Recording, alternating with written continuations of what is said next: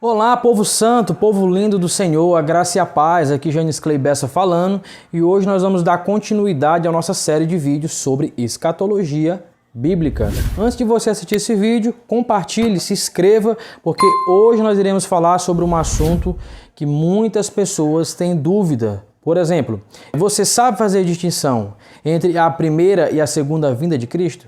Você sabia que após o arrebatamento nós não iremos morar eternamente no céu, como muitas pessoas estão pregando por aí? Nós não iremos, a gente vai descer para a terra. Então segura aí que a gente vai falar sobre esse assunto hoje.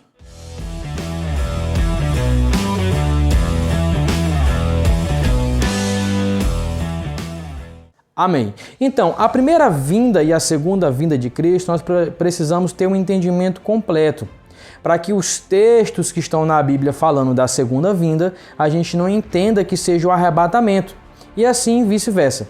Então é o seguinte, a primeira vinda de Cristo é essa vinda que nós conhecemos, quando Cristo veio em pessoa, em carne, nasceu de uma Virgem Maria, filho de José, viveu no nosso meio.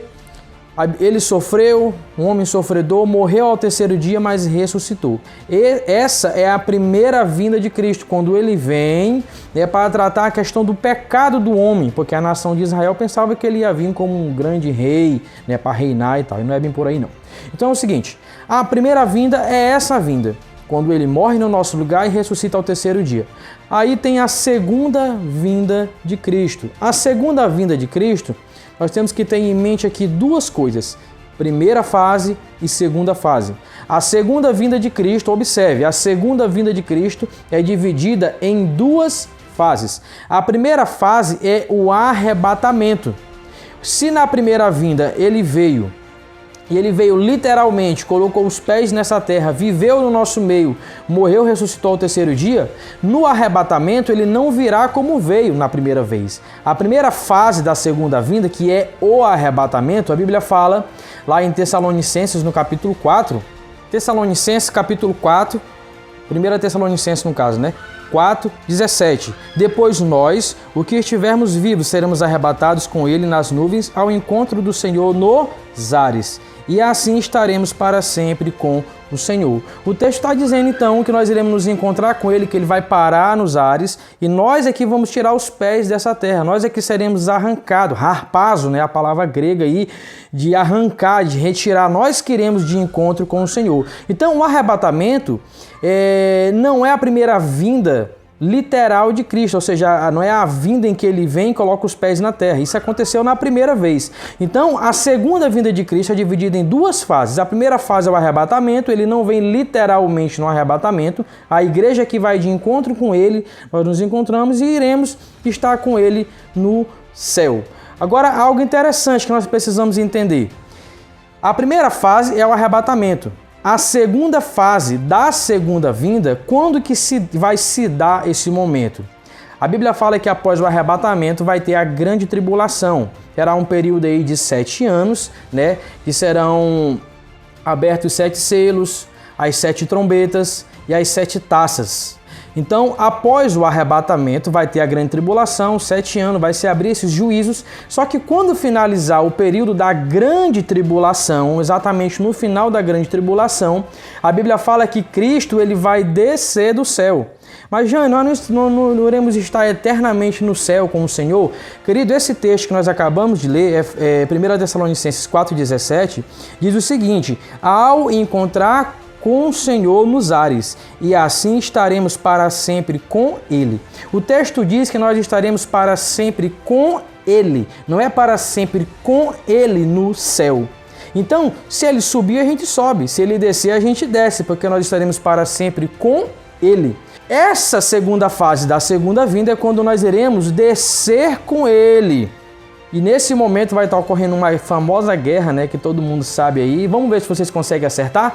Vamos lá, vou dar 5 segundos para vocês falar o que vai acontecer no final aí da grande tribulação, qual é essa guerra que vai acontecer.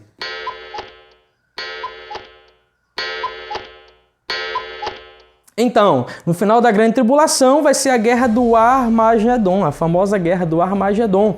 A gente vai descer exatamente no momento em que todas as nações estiverem ali com as suas armas apontadas para destruir a nação de Israel, e o Senhor vai salvar a nação de Israel, né? Vai ser uma guerra que ele vai vir e ele vai ali exterminar os seus inimigos, vai prender Satanás durante 1000 anos. Vamos ler alguns textos? Apocalipse, no capítulo 19, nós já falamos sobre esse capítulo. O capítulo 19, versículo 7, versículo 8, versículo 9, nós falamos que eventos que estavam acontecendo no céu, e nessa ocasião ele está descendo com a igreja. Ele está descendo com a igreja para uma grande ceia das bodas que vai acontecer aqui na terra e para estabelecer esse reino milenar. Tem um outro texto, Mateus 24, 29, diz assim: logo depois da tribulação, olha a palavra já está dizendo, né? Logo depois da tribulação daqueles dias, o sol escurecerá e a lua não dará a sua luz, e as estrelas cairão dos céus e os poderes serão abalados. Então aparecerá no céu o sinal do Filho do Homem, e todas as nações da terra se lamentarão e verão o Filho do Homem vindo com poder e grande glória sobre as nuvens. Então, a gente lê esse capítulo aqui, esse versículo, e acha que isso aqui é o arrebatamento, querido. Olha o contexto do capítulo.